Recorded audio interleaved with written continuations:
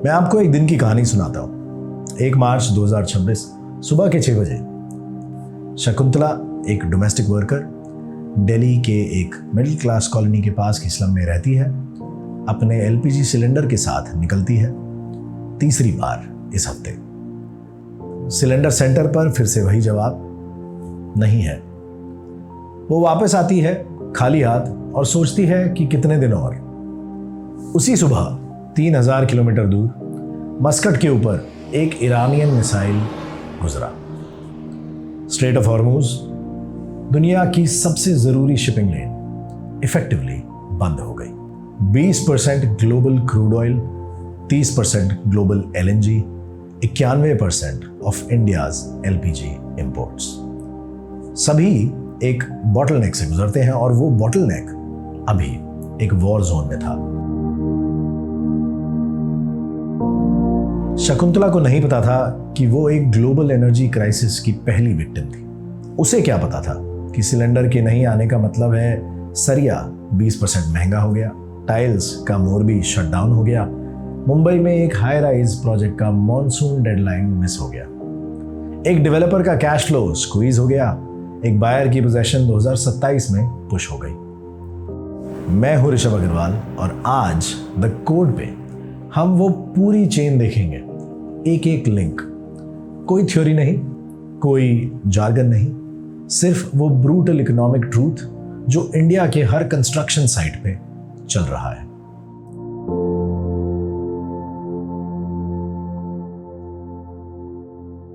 The numbers nobody talks about. पहले एक honest question. India एक न्यूक्लियर पावर है, स्पेस मिशंस भेजता है, जीडीपी दुनिया में 5th लार्जेस्ट है, टेक एक्सपोर्ट्स वर्ल्ड क्लास। तो फिर एक वॉर जो हमारे बॉर्डर से 3000 किलोमीटर दूर है, वो हमारी रसोई क्यों बंद कर रहा है? जवाब बहुत अनकंफर्टेबल है। Crude oil imported 85% out of the total consumption. LPG imports via Hormuz 91% of all LPG imports.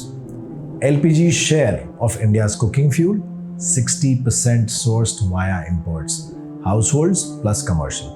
LNG from Qatar alone is 50% of India's LNG imports. By the way, Qatar is our single biggest gas source. Brent crude surge 110 से 125 पर barrel, जो पहले $72 के करीब होता था war से पहले। रुपी डिप्रिसिएशन, आज यूएसडी के अगेंस्ट रुपये का भाव 92 से 94 रुपये के बीच में है। जहां रुपया गिरता है वहां इंपोर्टेड इन्फ्लेशन हमारे सिस्टम में आ जाती है। अब यहां एक की कॉन्सेप्ट समझते हैं जो मोस्ट कंस्ट्रक्शन प्रोफेशनल्स मिस कर जाते हैं। कंस्ट्रक्शन फ्रोजन एनर्जी है। सीमेंट बनाओ, कोल चाहिए, स्टील ढालो, गैस चाहिए, ट्रांसपोर्ट करो, डीजल चाहिए, लेबर को खाना खिलाओ, एलपीजी चाहिए। एनर्जी महंगी मतलब कंस्ट्रक्शन महंगी ऑलवेज। और अभी आईईए के हेड ने ऑफिशियली कहा है ये हिस्ट्री की greatest global energy security challenge है। ये हाइपरबोल नहीं है। 1973 oil embargo, 1979 Iranian revolution, 2022 Russia और यूक्रेन, तीनों इस क्राइसिस के कंपैरिजन में छोटे लगते हैं सप्लाई डिसरप्शन वॉल्यूम के हिसाब से। The double whammy nobody prepared for. सिर्फ एनर्जी नहीं, एक साथ 2 चीजों ने कंस्ट्रक्शन सेक्टर को हिट किया है। पहला, एनर्जी इन्फ्लेशन, हर मटेरियल और ट्रांसपोर्ट महंगा हुआ। दूसरा, कंस्ट्रक्शन कोलैप्स, रुपये 92 या 94 रुपये प्रति डॉलर आ गया जब ग्लोबल इन्वेस्टर्स ने इंडिया से 3 बिलियन एक महीने में निकाल लिए। इंपोर्टेड मशीनरी महंगी हो गई, डॉलर पेग्ड मटेरियल्स महंगे हो गए, German elevator systems, Italian stone, European hardware, सब में 5 से 8% एक्स्ट्रा मार्कअप सीधा करेंसी की वजह से। Here is the data table before you actually read the stories. पहले पूरा डेटा एक जगह देखते हैं, फिर हर चीज की स्टोरी सुनेंगे। मटेरियल ट्रेंड चेंज की diverse context. Cement decrease 1 to 2%, GST 2.0 relief partially offsetting. Steel का ट्रेंड डिक्रीज 3 से 4%, pre war trend now reversed. Diesel decrease 5 से 6%, जो government excise cuts were providing relief. Aluminium increase 8 to 9%, Gulf smelter shut down, and Emirates global hit. Copper increase 9 to 10%, supply chain concentration risk. Steel जो war की spike हुई है 20% plus hit हुआ है, जहां 72,000 plus GST के करीब का रेट है आज प्राइमरी स्टील में मार्च 2026 के अंदर। पेंट्स और कोटिंग्स की बात करें तो स्पाइक है 15 से 20% की कार्बन ब्लैक पेट्रोकेमिकल की वजह से, क्योंकि ये इनपुट होते हैं। कंस्ट्रक्शन केमिकल्स स्पाइक है 20%, जहाँ सिंथेटिक कंस्ट्रक्शन केमिकल्स में स्पाइक 20% के करीब है, क्योंकि सिंथेटिक रबर और प्रोपेन की शॉर्टेज है। बिटुमिन स्पाइक 62%, जो 40,000 था वो आज 65,000 रुपये प्रति टन हो चुका है। टाइल्स स्पेशली मोरबी की 12% के करीब उनमें इजाफा है। 70% of Indian tiles are near in a shut down Morbi में, इसीलिए ये रेट बढ़ा है। एलपीजी कमर्शियल क्राइसिस इतना है कि 80% allocation essential commodities act invoke हो गई है और सिर्फ डोमेस्टिक के लिए एलपीजी मिल रहा है। कमर्शियली आपको एलपीजी मिलना एकदम दूभर है और इम्पॉसिबल है। टेबल में एक इंटरेस्टिंग कॉन्ट्रडिक्शन दिखती है कि स्टील और सीमेंट का लॉन्ग टर्म ट्रेंड डाउनवर्ड था, प्री वॉर शुरू से घटता आ रहा था और डीजल पे गवर्नमेंट ने रिलीफ दिया था, तो फिर ओवरऑल कॉस्ट क्यों बढ़ रहे हैं? ये सवाल आपके मन में आया होगा। क्योंकि वॉर ने एक सिलेक्टिव इन्फ्लेशन क्रिएट की है जो स्पेसिफिकली फिनिशिंग स्टेज मटेरियल्स को हिट करती है, और फिनिशिंग स्टेज ही वो जगह है जहां प्रॉफिटेबिलिटी बनती है। अब एक एक करके एक एक मटेरियल को उठाते हैं। सबसे पहले बात करते हैं सरिया की। सरिया इंडिया का एक इमोशनल मटेरियल है। हर इंडियन का कंस्ट्रक्शन ड्रीम सरिया से शुरू होता है। पहले कॉलम, पहला स्लैब, और अभी सरिया ने 20% की जंप मारी है। एक एवरेज 3 BHK 6 टन सरिया ले जाता है। प्री वॉर रेट 60,000 रुपये टन था और मार्च 2026 में 72,000 रुपये टन है। कैलकुलेशन करो, 6 गुना 12,000, 72,000 रुपये यहाँ बढ़ गए एक बेसिक 3 BHK के फ्लैट के लिए, सिर्फ सरिये पे। अब मल्टीप्लाई करो मुंबई के 200 यूनिट की बिल्डिंग को, 1.44 crore extra just for steel, बिना कोई एक्स्ट्रा फ्लोर बनाए। टाइल्स, मोरबी की खामोशी से, ये स्टोरी खैर मोस्ट पीपल को नहीं पता। मोरबी गुजरात का एक ऐसा शहर है जो इंडिया का टाइल्स हब है। 70% इंडिया की सिरेमिक टाइल्स यहाँ से बनती है। टाइल्स बनने के लिए क्या चाहिए? हाई टेम्परेचर की किल्न चाहिए, यानी भट्टी चाहिए। उस भट्टी के लिए क्या चाहिए? नेचुरल गैस चाहिए, स्पेसिफिकली प्रोपेन और एलएनजी। कतर से हमारे पास 50% एलएनजी इंपोर्ट्स डिपेंड करते हैं। अब कतर ने रस लाफन प्लांट, जो एक मेजर गैस फैसिलिटी है, इफेक्टिवली शट डाउन कर दिया है वॉर के बाद। एलएनजी सप्लाई घट गई 17% से वहाँ से। मोरबी की भट्टियाँ ठंडी पड़ गई। 70% of Indian tiles essentially on pause. Price spike 12%। अगर आपका कोई प्रोजेक्ट टाइलिंग स्टेज पे है, अभी मटेरियल लॉक कर लो। बात करते हैं एल्यूमिनियम की। The Windows industry is under seize right now. Gulf states produce 9% of the world's aluminium. On 28th of March, Emirates Global Aluminium, एक world class smelter, Iranian drone strike से hit हुआ। एक दिन में एल्यूमिनियम का price 8 से 9% spike हो गया। इसका मतलब हर विंडो प्रोफाइल, हर डोर फ्रेम, हर कर्टन वॉल फसाड, हर commercial glazing is costlier now. एक रेजिडेंशियल प्रोजेक्ट में एल्यूमिनियम विंडोज का कंट्रीब्यूशन टिपिकली 4 से 6% होता है टोटल कॉस्ट का। 9% इंक्रीज का मतलब है ओवरऑल प्रोजेक्ट कॉस्ट पर 0.5-0.6% के करीब का प्रेशर।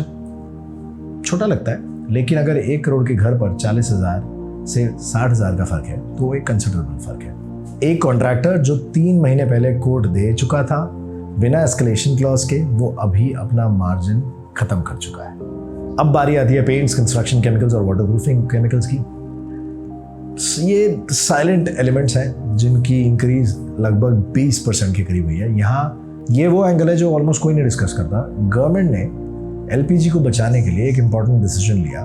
पेट्रोकेमिकल कॉम्प्लेक्सेस को ऑर्डर दिया है कि वो अपने C3 और C4 स्ट्रीम्स को, जो नॉर्मली प्लास्टिक और केमिकल के लिए यूज होते हैं, एलपीजी प्रोडक्शन की तरफ डाइवर्ट करें। रिजल्ट, डोमेस्टिक कुकिंग गैस थोड़ा स्टेबलाइज जरूर हुआ, लेकिन construction chemicals, synthetic rubber, carbon black, polymer based paints, इनके फीड स्टॉक घट गए। पेंट्स और कोटिंग्स 15 से 20% इंक्रीज पर है। कंस्ट्रक्शन केमिकल्स 20% से ज़्यादा इंक्रीज पर है। और water proofing membranes completely stressed हैं क्योंकि प्रोडक्शन गिर चुकी है। बिटुमिन एक ऐसी हाईवे स्टोरी जिसके बारे में कोई बात नहीं करता। ये कंस्ट्रक्शन सेक्टर की एक बड़ी कहानी है जो सिर्फ इंफ्रास्ट्रक्चर प्रोफेशनल्स ही जानते हैं। इंडिया में हाईवे कंस्ट्रक्शन की स्पीड 2023 से 24 में 33.83 किलोमीटर पर डे की थी। 2025 से 26 में 23.74 किलोमीटर पर डे, और अभी प्रोजेक्शन है कि ये 21 से 22 किलोमीटर प्रतिदिन की रह जाएगी, ऑलमोस्ट 1/3 स्लो डाउन। बिटुमिन जो रोड्स का प्राइमरी मटेरियल है, पहले 40,000 रुपये प्रति टन था, अब 65,000 रुपये प्रति टन है। बिटुमिन का प्राइस स्पाइक हुआ 62% के करीब, और इंडिया की डोमेस्टिक बिटुमिन प्रोडक्शन है 5 मिलियन टन की। इंडिया के बिटुमिन कंजम्पशन की नीड जो है वो है 8.74 मिलियन टन्स। डेफिसिट रहता है 3.74 मिलियन टन्स का, जो इंटायरली इंपोर्ट डिपेंडेंट है, mostly from the gulf. Government ने कॉन्ट्रैक्टर्स के लिए मंथली एस्केलेशन पेमेंट स्टार्ट की हैं। अच्छा स्टेप है, लेकिन एक एनालिस्ट के व्यू में ये एक बैंडेड है। स्ट्रक्चरल बिटुमिन डेफिसिट खत्म नहीं हुआ। 3.74 मिलियन टन्स का गैप एक रियल गैप है, वो लोगों की एक लंबी कतार और वो डिसीजन। मुझे शकुंतला की कहानी पे वापस जाना है। वो अकेली नहीं थी। बीबीसी ने मार्च 2026 में दिल्ली के 30 माइग्रेंट वर्कर्स से बात की।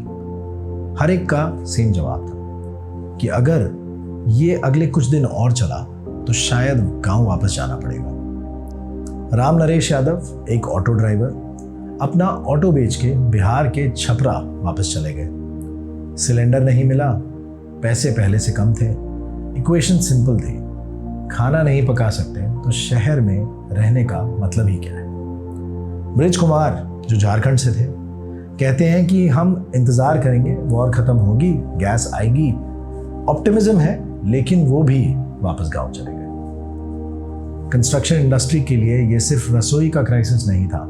जब लेबर के घर की रसोई बंद होती है, वो कंस्ट्रक्शन साइट भी बंद कर देता है। Let me give you some numbers to support this. Indian nationals repatriated from Gulf 2,20,000 plus से ज़्यादा लोग मार्च 2026 में देश वापस आ गए। सूरत textile workers who left 1.5 lakhs, which is about 30% of the workforce. Factories cut to a 5-day week. Delhi migrant workers considering leaving, tens of thousands. ये BBC की ग्राउंड रिपोर्ट में है। Cities affected mainly are Delhi, Mumbai, Bangalore, Chennai, Hyderabad, Surat. They are all major construction hubs. CII जो confederation of Indian industry है का एक statement सुनिए। उनके इंडस्ट्रियल रिलेशंस कमेटी के को चेयरमैन ने कहा, if this reverse migration continues, it will have significant impact on micro, small and medium enterprises, particularly in labor-intensive sectors such as construction.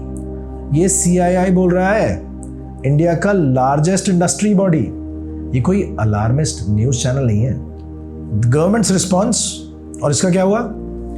Government ने जल्दी से मूव किया। Honestly response was faster than expected. Priority gas allocation hierarchy बनाई।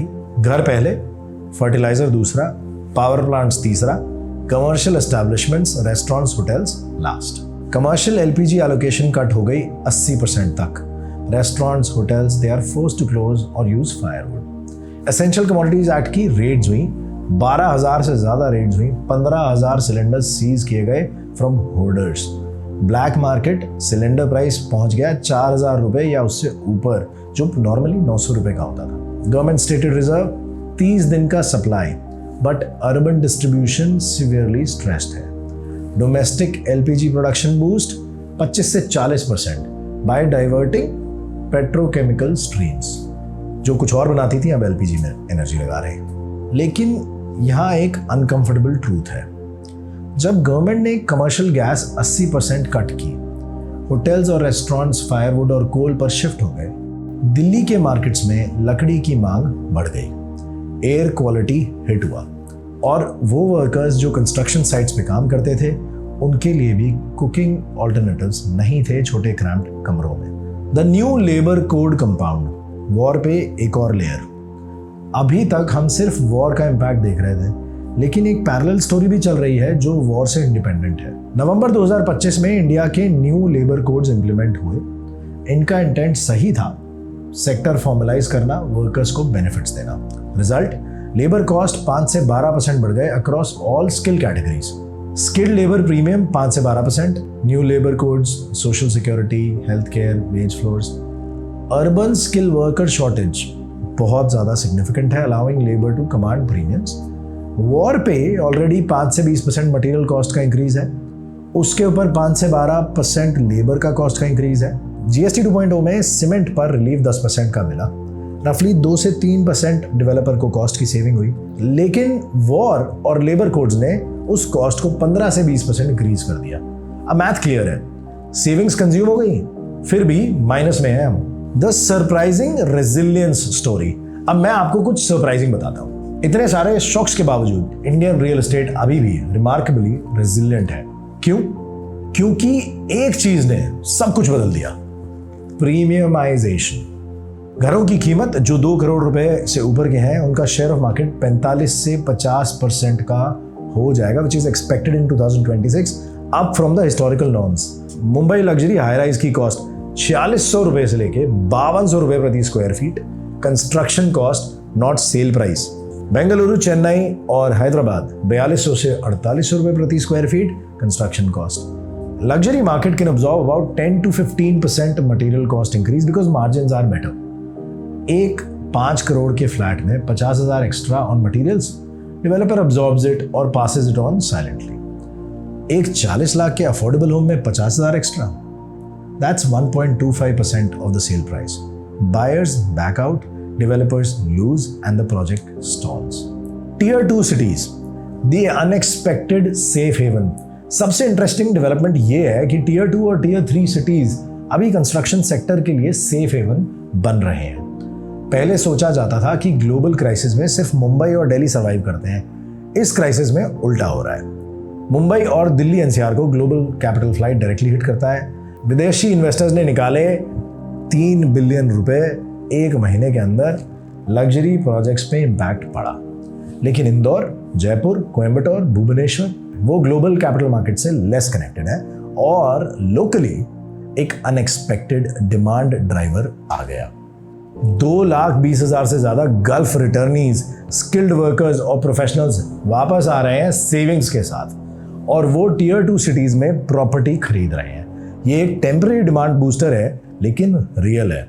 The NRI dimension, which is about ₹50,000 crores at risk. India को annually $50 billion का NRI remittance मिलता है gulf से। 9.1 मिलियन इंडियंस गल्फ में हैं। अगर वॉर प्रोलॉन्ग होता है, जॉब्स जाती हैं, रेमिटेंसेस खत्म होते हैं, और केरला, यूपी, बिहार, तमिलनाडु में जो फैमिलीज अपने गल्फ बेस्ड रिलेटिव के लिए घर बना रही हैं, उनका ड्रीम ऑन होल्ड चला जाएगा। लेकिन, और ये एक इंपॉर्टेंट लेकिन है, रुपए की 93 या 94 USD की डिप्रिसिएशन का एक सिल्वर लाइनिंग भी है। एनआरआई बायर्स के लिए इंडियन प्रॉपर्टी इफेक्टिवली 5 से 6% चीपर हो गई relative to their dollar earnings.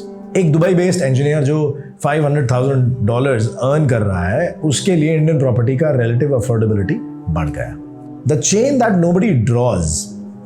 मैं आपको एक चेन दिखाता हूं। ये चेन बहुत सिंपल है, लेकिन अगर ये पूरी तरह से सेट हो गई तो इंडिया का कंस्ट्रक्शन सेक्टर एक बहुत बड़े प्रॉब्लम में होगा। Oil expense, diesel expense, transport expense, every material expense, general inflation up, RBI cannot cut rates or raises them, home loan rates stay high or rise, buyers EMIs unaffordable, demand drops, developers slow down launches, construction sector contracts। ये सिर्फ एक war का economic fallout नहीं है, ये एक potential multi year slow down है। If, और ये एक बड़ा इफ है, inflation spirals. India CPI Feb 2026 3.21, 11 month high, और वॉर अभी स्टार्ट हुआ था। Global risk ranking, India plus Turkey, Eurasia group, highest inflation stock risk from Iran war. Capital outflow March 2026 $3 billion Indian equities alone. अभी CPI लो दिख रहा है 3.21%, लेकिन ये वॉर के एक हफ्ते बाद का डेटा है। अगले 2-3 महीने का डेटा जो आएगा वो अलग कहानी सुनाएगा। The fertiliser food link, construction का भूला हुआ दुश्मन, एक और एंगल जो कंस्ट्रक्शन इंडस्ट्री डायरेक्टली इफेक्ट करता है लेकिन हम सोचते हैं कि नहीं करता है। गल्फ रीजन में 30% ग्लोबल यूरिया एक्सपोर्ट होता है। कतर के गैस प्लांट पर ईरान ने स्ट्राइक किया, यूरिया प्रोडक्शन ड्रॉप हुआ, फर्टिलाइजर महंगा हुआ और किसान परेशान हुआ। अगर फूड इन्फ्लेशन बढ़ती है तो माइग्रेंट वर्कर का कॉस्ट ऑफ लिविंग बढ़ता है, उन्हें ज़्यादा वेजेस चाहिए, कंस्ट्रक्शन वेजेस प्रेशर में आ जाती हैं। एक 500 रुपये दिन की दिहाड़ी का कंस्ट्रक्शन वर्कर अगर 600 मांग रहा है क्योंकि रोटी 15 से 20 रुपये हो गई है, that's a 20% wage increase demand from a food inflation that came from fertiliser that came from a gas plant that was hit by a drone in Qatar. अगर आप डेवलपर हैं, पहला, अपने हर एक्टिव कॉन्ट्रैक्ट का एस्केलेशन क्लॉज आज check करो, अगर नहीं है तो नेगोशिएट नाउ। इस क्राइसिस का प्रेसिडेंट आपके पास है, यूज इट। दूसरा, टीयर 2 सिटी लॉन्चेस को आगे बढ़ाओ। मुंबई और दिल्ली एनसीआर में ग्लोबल कैपिटल फ्लाइट का डायरेक्ट इम्पैक्ट है। जयपुर, इंदौर, कोयंबटूर, भुवनेश्वर, इन मार्केट्स पे फोकस करो। गल्फ रिटर्न डिमांड रियल है। तीसरा, प्रीमियम सेगमेंट के अलावा अगर अफोर्डेबल हाउसिंग पे हो तो रीमॉडल करो। 40 लाख सेगमेंट में 10 से 15% कॉस्ट इंक्रीज अब्जॉर्ब नहीं हो पाएगी। या तो प्राइस रिवाइज करना होगा ऑनेस्टली, या प्रोडक्ट को रीडिजाइन करना होगा। अगर आप कॉन्ट्रैक्टर हैं, सच बोलूं, आप इस क्राइसिस में सबसे ज़्यादा वल्नरेबल हैं। फिक्स्ड प्राइस कॉन्ट्रैक्ट्स बिना एस्केलेशन क्लॉज के अभी लाइव ग्रेनेड्स हैं। हर दिन डिले मतलब more of the same loss. नए कॉन्ट्रैक्ट्स पे एस्केलेशन क्लॉज नॉन नेगोशिएबल बनाना पड़ेगा। बिहार का प्राइस हाइक डेटा, मुंबई का स्टील डेटा, मोरबी का शटडाउन क्लाइंट के सामने रख दो। नंबर्स बोलते हैं। लेबर कंटिंजेंसी प्लान, अगर 20 से 30% वर्कर्स चले गए हैं तो क्या, लोकल लेबर नेटवर्क बिल्ड करो अभी। क्रॉस ट्रेनिंग शुरू करो तुरंत। जो कॉन्ट्रैक्टर अभी एस्केलेशन क्लॉज नहीं मांगेंगे वो 6 महीने बाद प्रोजेक्ट अबैंडन करेंगे। ये सीधा सच है, इस इंडस्ट्री में बहुत बार देखा है।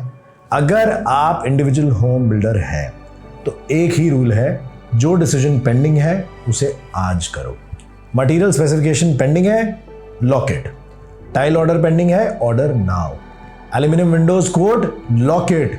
Waterproofing material, book it. Price सिर्फ ऊपर जाएगा। कॉन्ट्रैक्टर ने 2 महीने पहले जो कोड दिया था, रीवैलिडेट करो, वो जेन्युइनली ओरिजिनल प्राइस पर डिलीवर नहीं कर सकता। और अगर वो मान भी गया तो वो गलत काम करके आपका काम खराब करेगा, पुअर क्वालिटी आउटपुट आएगा। एक प्रैक्टिकल टिप देता हूं, अपने कॉन्ट्रैक्टर से कहो कि साइट के पास ऑल्टरनेटिव कुकिंग अरेंजमेंट का प्लान बनाए। एलपीजी अवेलेबिलिटी अगर फर्दर हिट होती है तो आपके वर्कर रिटेंशन पे डायरेक्टली इंपैक्ट पड़ेगा। अगर आप मटेरियल ट्रेडर या डीलर हैं, डू नॉट स्पेक्यूलेट। होल्डिंग पे गवर्नमेंट अभी एक्टिव है। 12,000 रेड हो चुकी हैं, 15,000 सिलेंडर सीज हो चुके हैं। Risk is not worth it. Do accelerate domestic sourcing partnerships. Indian steel, Indian aluminium, Indian manufactured hardware, ये अभी सर्वाइवल स्ट्रैटेजी है, लॉन्ग टर्म नहीं है। और एक प्रीमियम इंपॉर्टेंट शिफ्ट, अपने कस्टमर्स को ट्रांसपेरेंट प्राइसिंग कम्युनिकेशन करो अभी।